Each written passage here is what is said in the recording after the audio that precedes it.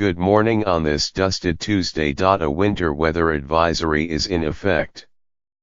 For updated information on your commute, check the schedules for the subway, Metro North, Long Island Railroad, New Jersey Transit and NYC Ferry before heading out. Power down your phone, as soon as you're finished reading New York Today, of course. How does it feel, as we sat in on the corruption trial of Joseph Percoco recently, we found ourselves forcibly phoneless. The courthouse had required us to check our electronics before entering the building.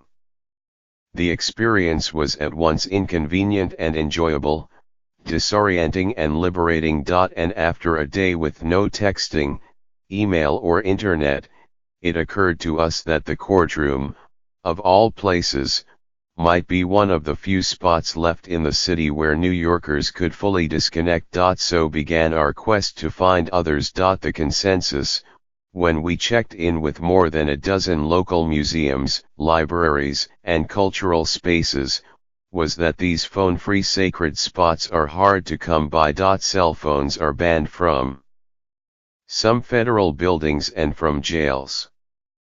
They were, not so long ago, also banned from city schools. At performance halls, Dave Chappelle, Alicia Keys, Guns N' Roses and others have taken to using Yandra technology that locks fans' phones in pouches during shows. Phones are prohibited at sketch night at the Society of Illustrators, where models pose nude, and at the immersive theater production Sleep No More, once described as a movable orgy.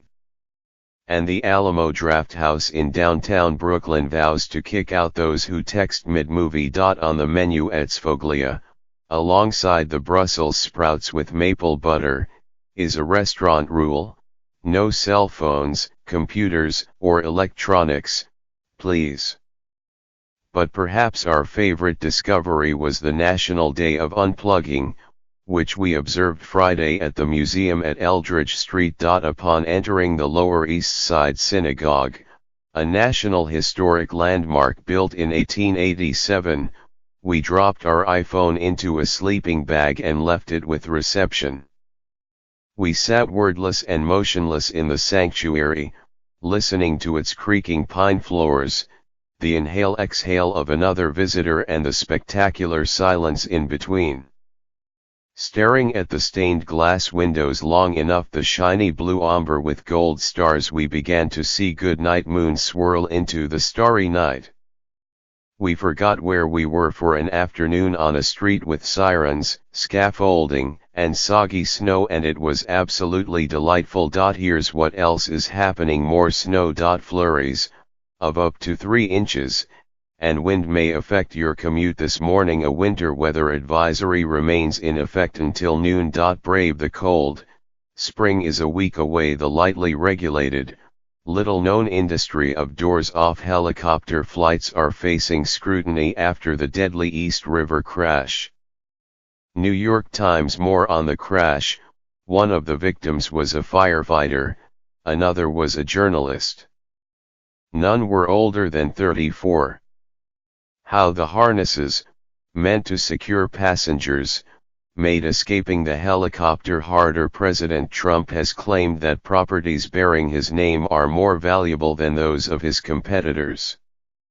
New studies show otherwise. New York Times. Prosecutors spared the jury from having to review gruesome autopsy photos in the case of a nanny accused of killing 2 children. New York Times. The jurors in the corruption trial of Joseph Percoco, a former senior aide to Gov. Andrew M. Cuomo, announced for the second time that they were deadlocked. New York Times. Governor Cuomo is prepared to declare a state of emergency at the New York City Housing Authority. New York Times. The Metropolitan Opera fired James Levine, one of America's highest-profile conductors, after finding evidence of sexual misconduct. New York Times. LT. COL. Floyd J. Carter Sr., a long-serving police detective and Tuskegee Airman, has died at 95 years old. New York millionaires groups ask lawmakers to raise their taxes, claiming it is the right thing to do morally. New York Daily News: the small upstate town of Plattsburgh is considering an 18-month moratorium on Bitcoin mining. Money: why Brooklyn, despite having almost no legal firearms business, has a big stake in the gun sales debate. The Bridge: today's Metropolitan Diary, Bodega Breakfast. For a global look at what's happening, see your morning briefing. A discussion and screening of A Footnote in Ballet History, a film about Egypt's prima ballerina Magda Saleh, at the 14th Street Y in the East Village. 6 p.m. $10, tickets here. Journey of Hope, the Irish in New York, a lecture about their history and culture from immigrant beginnings to present, at Church of St.